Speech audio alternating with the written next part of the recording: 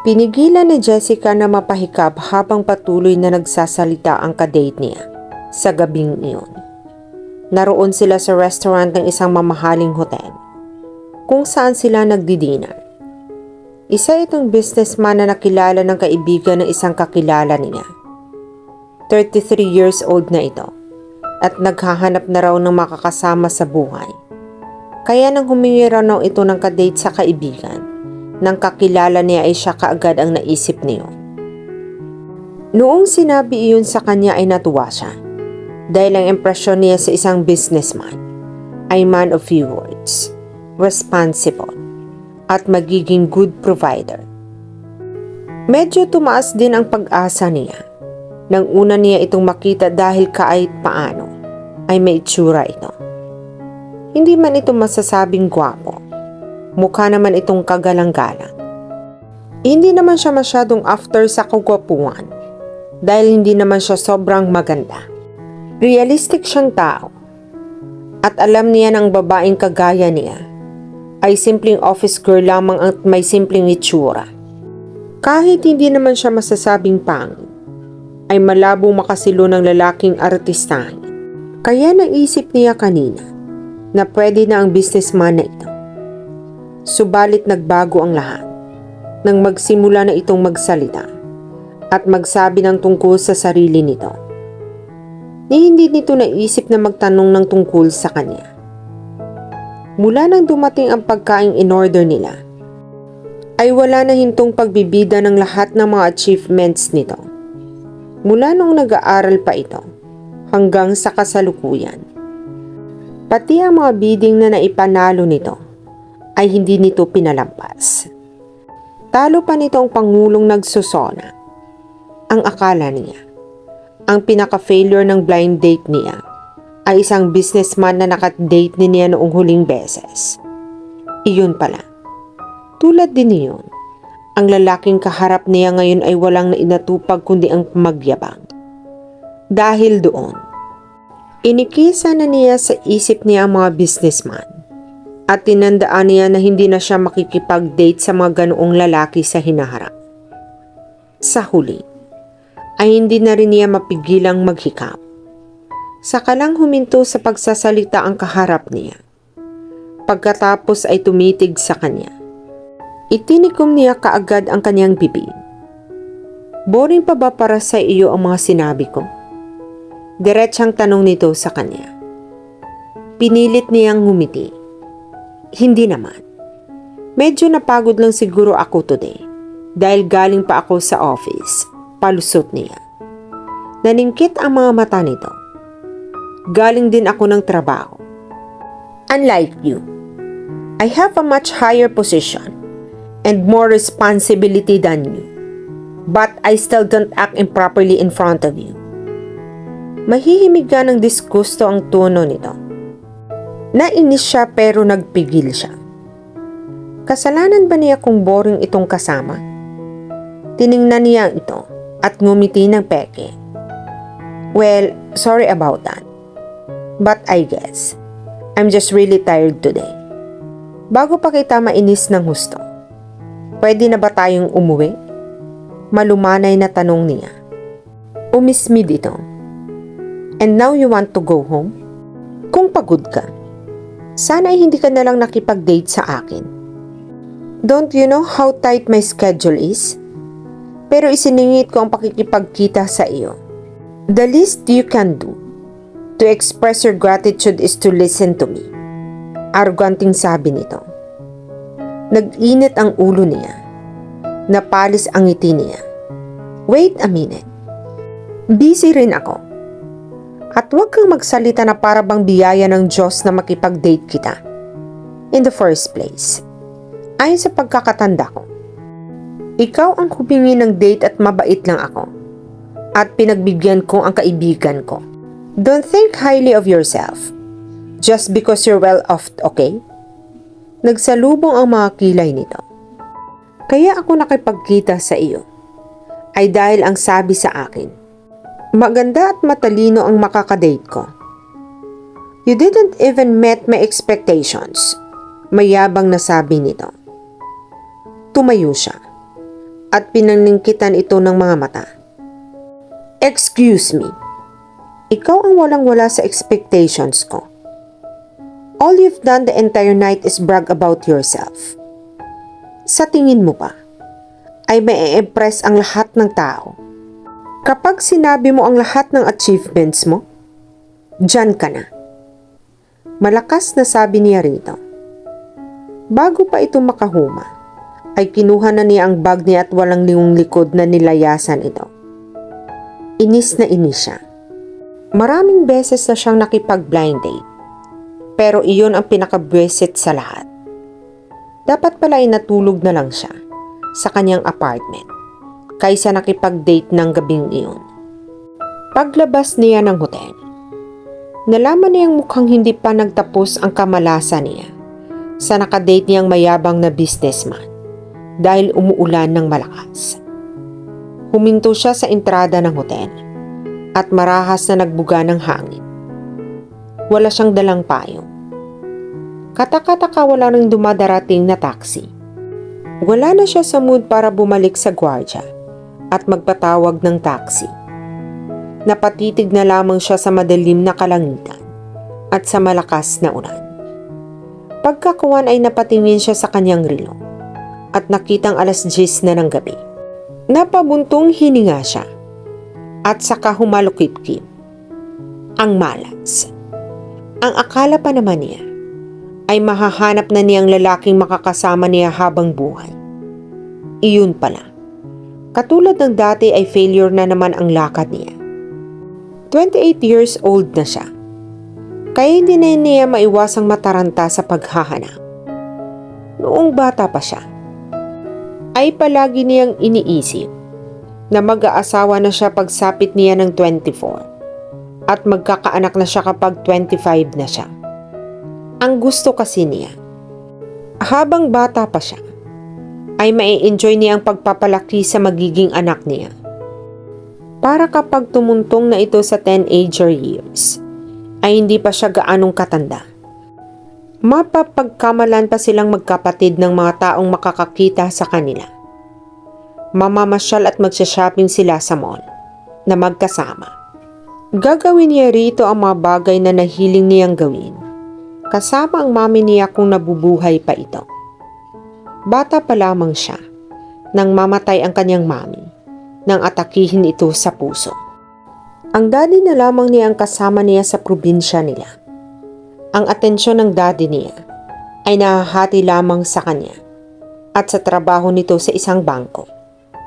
Kaya nang makagraduate siya ng high school, ay ginusto niya mag-aral ng kolehiyo sa Maynila at nag-dorm na lamang siya para kahit papano ay magkakaroon ng panahon ang kanyang papa sa sarili nito. Noong una, ay ayaw siyang payagan nito. Ngunit sa kalaunan, ay nakumbinsi rin niya ito. Nasa huling taon na siya ng kolehiyo nang bigla siyang bisitahin ng kanyang daddy sa Maynila. Pero hindi ito nag-iisa. Kasama nitong isang babaeng nakilala raw nito sa isang birthday party na dinaluhan nito. Nais daw nitong pakasalan ang babae. Nabigla man siya sa balitang iyon. Ibinigay pa rin niya ang blessing sa mga ito. Pagkalipas ng ilang buwan, ay nagpakasal na ang mga ito. Sa mismong araw ng graduation niya, ay nanganak ang madrasta niya, kaya hindi nakadalo ang daddy niya. Kailangan nitong manatili sa tabi ng bagong asawa nito. Hindi siya nagpakita ng lungkot o panlulumo kahit ang totoo, ay mangiyak-ngiyak na siya nang tanggapin niya ang diploma niya. Napagtanto niya na may sarili na itong buhay at ang pamilya ang kanyang ama. Mayroon na itong 2 anak. Nalulungkot man siya, ay ayaw niyang ipakita rito ang nararamdaman niya. Dahil ayaw niyang mag-aalala ito. Gusto niya maging masaya ito. Kaya nang makapagtrabaho siya, ay hindi na siya umuwi ng probinsya nila. Umupa na lamang siya ng isang apartment sa Maynila. Ngunit paminsan-minsan, ay tumatawag at dumadalaw siya sa mga ito. Nakasanayan na niyang mamuhay ng mag-isa. Okay na sana ang lahat. Ang kaso, Nang tumungtong na siya sa ninanais niyang marrying age, wala pa siyang stable boyfriend na pwedeng maging asawa niya. Kaya nagsimula na siyang magpanik. Nagsimula na siyang makipag-date sa kung kani-kanino, hindi lamang upang makahanap ng lalaking makakasama niya habang buhay, kundi upang kahit papano ay hindi niya maramdaman ang kalungkutan at kahungkagan na dati ay nagagawa niyang baliwalain. Napabuga siya ng hangin at napatitig sa malakas na ulan. Pagkakuwan ay napalingon siya sa kanan niya nang may liwanag na nanggaling doon. Bahagya siyang nasilaw sa headlight ng kotseng mabilis na napalapit sa kinatatayuan niya. Napaatras siya ng ilang pulgada dahil sa takot na baka mahagip siya ng sasakyang iyon. Hindi siya nahagip, ngunit sa mabilis na pagdaan niyon sa harap niya ay tumalsik sa kanya ang tubig na dinaanan nito. Basang-basang damit niya, pati na rin ang mukha niya. Napapikit siya at napaungon sa labis na inis. Ang kamalasan talaga. Kapag dumating sunod-sunod, sabi niya sa kanyang sarili. Mukhang humintong sasakyan sa di kalayuan. Pagkatapos ay bumaba ang driver niyon base sa narinig niyang pagbukas ng pinto. "I'm sorry, miss." Narinig niyang sabi ng isang lalaki pagkalipas ng ilang segundo. Huminga siya ng malalim upang pigilin ang kanyang inis sa anumang oras ay sasabog na. Nang kahit papano ay kumalma siya, dumilat siya. Napaigtad siya ng masalubong niyang itim na mukha ng isang gwapong lalaki na ilang pulgada lamang ang layo sa kanya. Mababakas ang pagkakataranta at pag-aalala sa mukha nito habang nakatingin sa kanya. Napakurap siya. Kakatwa ay biglang naghalo ang inis niya nang mapatitig siya rito. Napakaamo ang mga mata nito. At kung makatingin ito, ay parang tumagos ang pagkatao niya. Ngunit kahit maamo ang mukha nito, lalaking-lalaki pa rin itong tingnan. Makapal ang kilay nito, matangos ang ilong nito, at manipis ang mga labi nito. Maganda ang hugis ng mukha nito, lalo na sa bandang mga panga nito. Mukha itong lumabas mula sa pahina ng isang glossy men's magazine. "Miss," tawag dito sa kanya. "I'm okay," mahinang sabi niya. Nahiling niya na sana ay hindi nahalata nito ang saglit na pagkatulala niya sa mukha nito. Bahagyang kumunot ang noo nito. Pagkatapos ay walang sabi-sabing hinawi nito ang ilang hibla ng basang buhok niya na tumabing sa kanyang mukha. Natigilan siya. Tila may humuhukay sa sikmura niya sa ginawa nito. "Basang-basa ka." "Sorry. Hindi ko kaagad napansin na natalsikan pala kita ng tubig." Malumanay na paliwanag nito. May kilabot siyang naramdaman nang bahagyang dumaiti ang daliri nito sa balat niya, partikular na sa likod ng tainga niya. Nang iipit nito roon ang ilang hibla ng buhok niya, gusto niyang pagalitan ang kanyang sarili dahil tila umimid ang dila niya. Kailan pa siya nagmukhang gaga sa harap ng isang lalaki? Hindi ito artista at lalong hindi ito celebrity na gaya ng boss niya sa kumpanyang pinagtatrabahuan niya. Pilit na hinamig niya ang kanyang sarili. Humakbang siya paatras dito. "I said I'm fine," matatag na sabi niya. Kinuha niya ang panyo niya sa loob ng bag niya. Pagkatapos pinunasan niya ang kanyang mukha at basang buhok niya. "You don't look fine to me. Hindi ka pwedeng umuwi ng ganyan ang itsura mo. Ang mabuti ay mag-check-in ka na lang muna rito. Magpatuyo ka muna bago ka umuwi." Suwisyon nito. Huminto siya sa ginagawa niya at sinulyapan ito. Kung makapagsabi naman ito na mag-check-in muna siya roon, ay parang napakamura lamang ng charge na hotel na iyon. "Ikaw ang magbabayad?" tanong niya rito. Bumakas ang pagkagulat sa mukha nito Pinigilan niyang mapaismid. Kung hindi, di bali na lang. Ang mahal-mahal ng room sa hotel na ito at wala akong balak magsayang ng pera sa gabing ito. Malas na nga ako ngayon. Mapapagastos pa ako. Sabi niya. Pagkatapos ay ipinagpatuloy niyang pagpupunas ng sarili. Habang ginagawa niya iyon, ay nagpalingalinga siya. Nagbabasakaling makakita ng taxi. Lumipas na ang ilang minuto. Naramdaman niyang hindi pa rin umaalis ang lalaki sa tabi niya. Hindi siya makatiis kaya nilingon niya ito. Napapitlag siya nang makita niyang nakatitig ito sa kanya. Nailang siya sa paraan ng pagtitig nito. Bahagya itong nakangiti at tila na amused. Bakit? Hindi nakatiis na tanong niya rito. Nagkibit balikat ito. Naisip ko lang na tama ka. Mahal ang silid dito. Hindi ko afford na ilibre ka. Pero hindi ko rin kaya ng konsensya ko na umuwi ka ng ganyan. Kahit mag-taxi ka, ay delikado pa rin. Sabi nito. Pagkatapos ay bumaba ng tingin nito sa katawan niya. Nagtatakang sinundan niya ng tingin ang tiningnan nito. Biglang nag-init ang kanyang mukha nang makita niyang nakabakat ang dibdib niya sa suot niya. Mabilis na itinakip niya ang kanyang bag doon.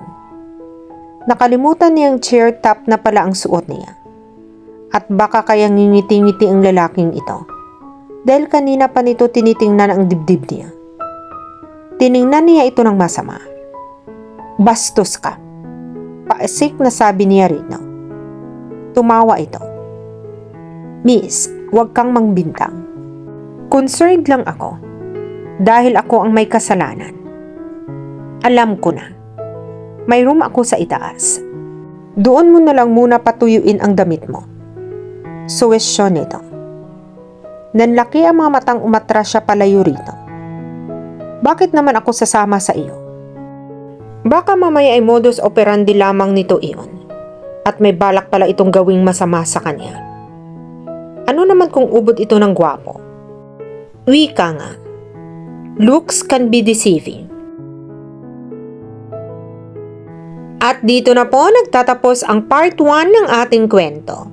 Sabay-sabay po nating abangan ang susunod na kabanata. Be good, be safe, and God bless for everyone.